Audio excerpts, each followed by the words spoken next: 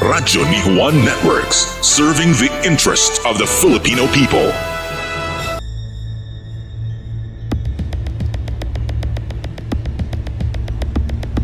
Sa ibang balita, pinaaresto na po ng korte si Lance Corporal Joseph Scott Pemberton kaugnay sa kasong pagpatay kay Jeffrey Jennifer Laude. Prosecutors in the murder trial of Lance Corporal Joseph Scott Pemberton were able to present a total of 28 witnesses and more than 400 documentary and object evidence. Judgment is rendered finding accused Lance Corporal Joseph Scott Pemberton guilty.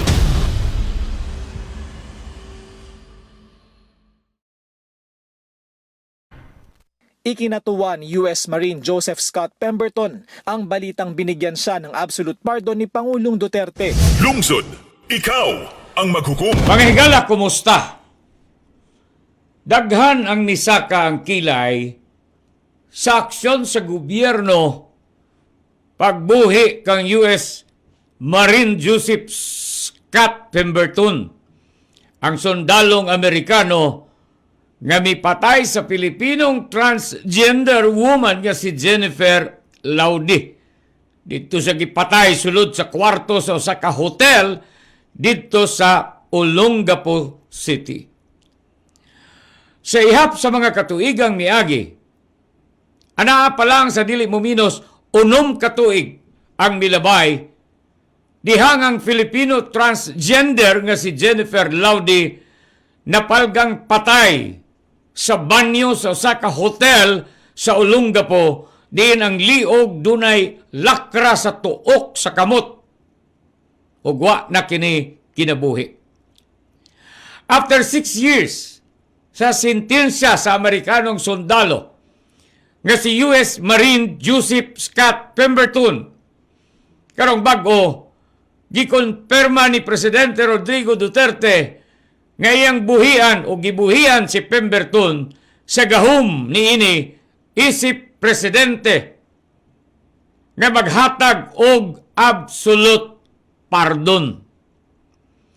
Unang nikatag ang balita nga nagpakanaog og order ang korte sa Olongapo nga nagmando sa Bureau of Corrections nga ipasabot sa korte kung si U.S. Marine Lance Corporal Joseph Scott Pemberton maka-avail na ba sa benepisyo sa balaod sa Good Conduct and Time Allowance or GCTA. Ang abogado sa pamilya sa transgender nga si Attorney Virginia Suarez nagingon nga nag-file sila og motion for reconsideration sa desisyon sa korte.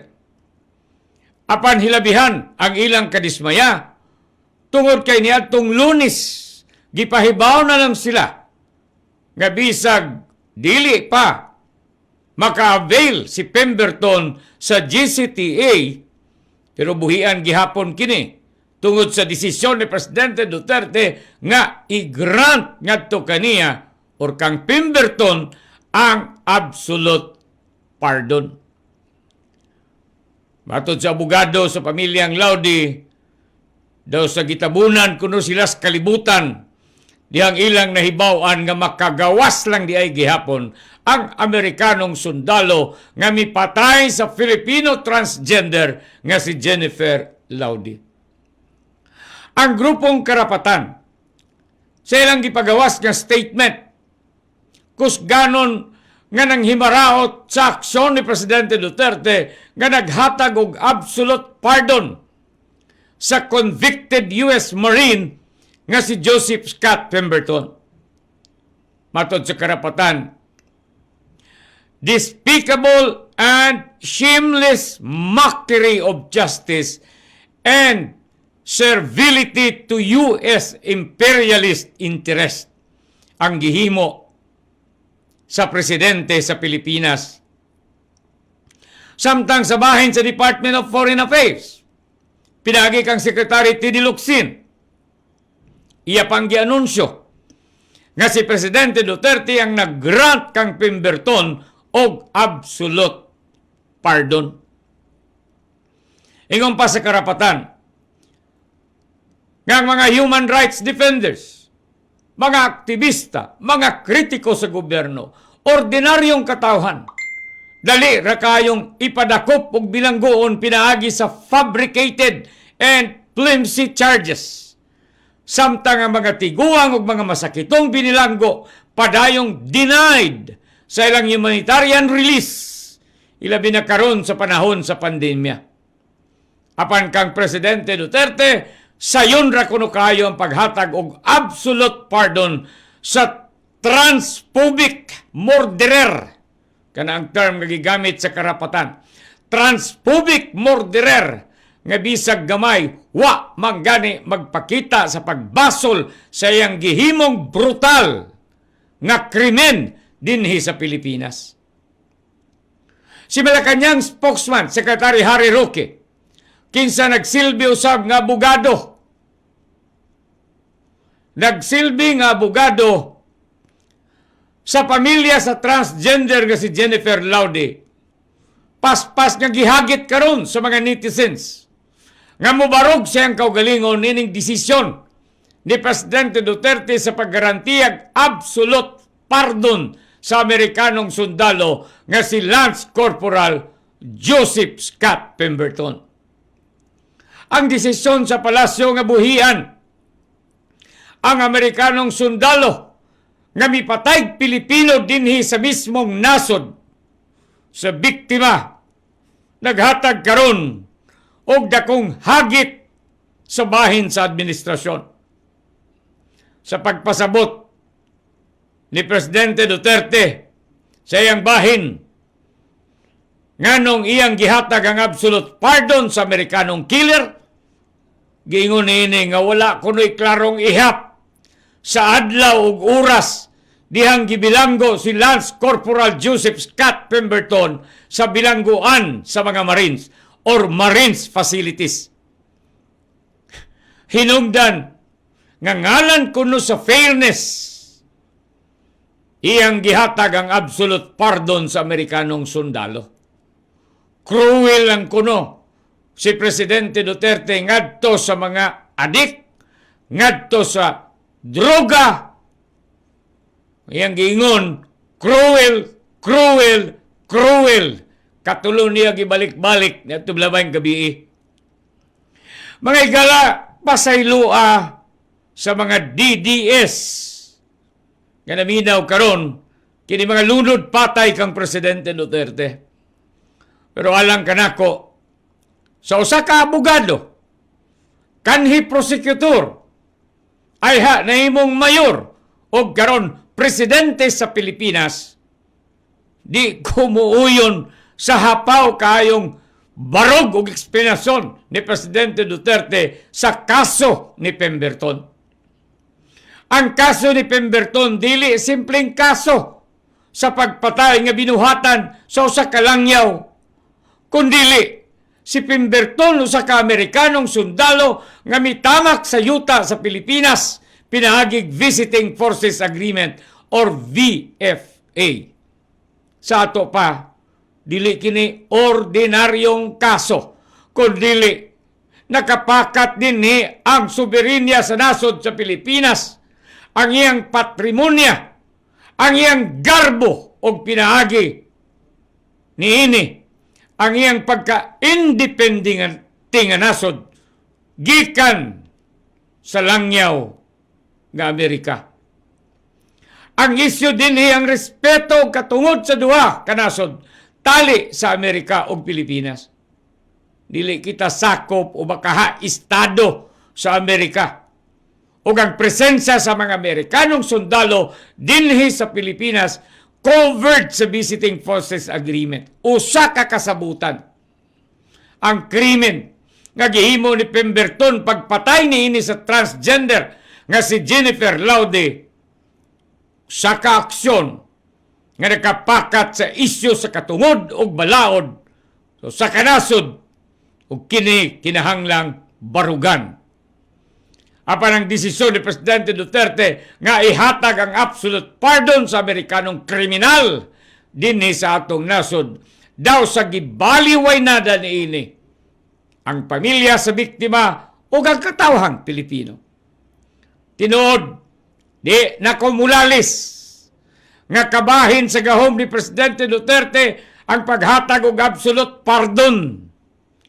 Apan, mas duna unta kini respeto sa nasod kung gikonsulta pa lang unta niini ang pamilya o ang katawhang Pilipino sayang desisyon nga buhian ang langyang kriminal sa atong nasod. Dili pwedeng arogante rang isulti sa presidente ngadto sa katawhan nga iya kining pagbuot og why si bisan kinsang maka-question kaniya kay covered kini sa iyang gahom.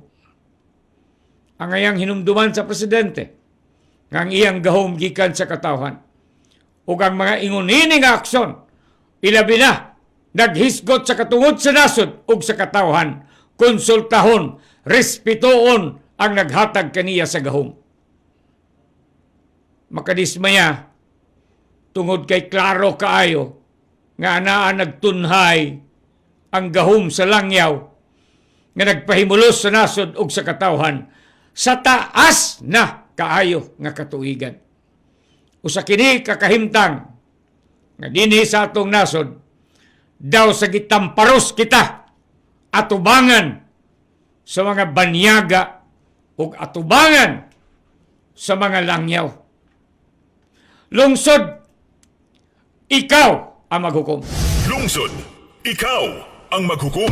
Gusto ba? Sabay bagong lalisan o gilalisan karon kaning pagbuhi o absolute pardon kang Lance Corporal Pemberton. Inamdo mo 6 years ago dunay nahitabo sa Olonga po nga patay sa Amerikanong sundalo ang transgender nga si Jennifer Laudi. Niya, unang attempt is GCTE para makabuhi siya. Pero dihang nag-file og motion sa babag ang pamilya, kay ilang tatong gihungitag kwarta. Pero wala man idawat ang pamilya. Instead, gibabagan ang paggawas sa Amerikanong sundalo nga si Pemberton. Ang sunod nga lakang hatag ni Presidente Duterte ang absolute pardon ngadto sa Amerikanong killer. Only in the Philippines sa ingon aning sitwasyon. Karong adlaw ni gawas sa The Philippine Star ang article nga nag-ingon, Pemberton pardon shows Filipinos welfare secondary to foreigners. Sakit ni nga pulong, no? Sekundarya lang ang ato ang welfare nga mga Pilipino kumpara sa welfare sa mga langyaw. Kini nga punto gipagawas sa grupo nga hilabihan nga nagtulisok karon sa gobyerno. Nining kahimtang sa paghatag o pagbuhi sa guwa panahuman ang iyahang termino sa iyahang pagserbisyo sa krimen nga ilang gihimo dinhi sa Pilipinas. Ni nakaparat. Matod pa sa separate statement nga giluwatan sa abogado nila matod pa sa abogado sa mga Laudi o pamilyang Laudi nga ang pag-grant ni Presidente Duterte ngadto kang Pemberton sa iyang kagawasan is another hallmark of Philippine subservience to US. Kini mo giluwatan nga pamahayag sa grupo sa LGBTQ community. The American servicemen's killing of Laudis, quote and unquote, reflects the systematic discrimination and violence inflicted by U.S. to Filipino women, children, and LGBT community. Disrespect in the manner by which Jennifer was killed. So kini ka replika sa way pagrespeto sa US para sa demokrasya sa Pilipinas ug ang iyang soberenya. I think tama ang abogado ni Laude nini nga punto. Mabitaw, nakaingon tas tong kaugalingon ngano man ngayon ani raman kadali. Mura bagi shortcut ang tanan. Unsabay naa. So man nag-apasta sa vaccine sa Amerikano? Nag-apasta sa unsa ba? Sa hunghong sa mga amboys sulod sa gobyerno ni Presidente Duterte? Kana pa ang mga questions na gusto nato erase ani nga sitwasyon. Sakit para nato ng mga Pilipino. So sa kalangyaw nga naghimog krimen din sa ato, nagrepresent sa iyahang nasod, nisulod din sa Pilipinas, o naghimog krimen. Kita kaha, kung makahimog krimen dito sa ilang lugar, sayon gaha kita nga makagawas. Ambot sa langaw, pilay edad sa ok-ok. Arita sa itong mga texters sa 12:57, 3 minutos na lang nabilin. Gigang kang texter 6565. Good AM sir, kanusa ang payout sa 4-piece. Anong kami may bagong tanon, anin taon eh? Ang tanan ninyo, ang DSWD, wag yung sayod ang nag-payout, pay-in. Bisa ng SAP, hangtod karon luoy kayong tao ng mga Pilipino, maglinya, mga mindicats, daplin sa dalan. Gikan kang 0174, good PM sa Dong.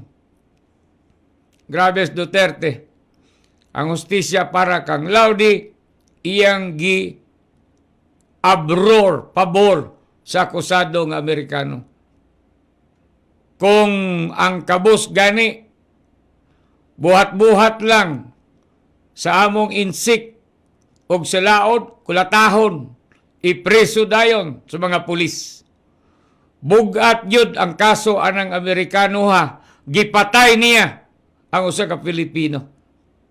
Magmata na ta, aning goberno ha. Kay lisod pati atong katungod, yatakan man. Murag si Herodes, si Duterte. From 0174, ang atong texter. From texter 1947. Ingon ba niya Duterte Dong membros terorista o ngayang gipagawas ang kriminal ng Amerikano. Kinsa ni? The only ni okay, from Digos. Naibawan pa ana kay Banyaga Duterte katong adto na si Duterte sa Tandok. Ako nang ipasunbag kang Buning, Liki. Okay. From 1947 paabot sa iyahang dismaya through text.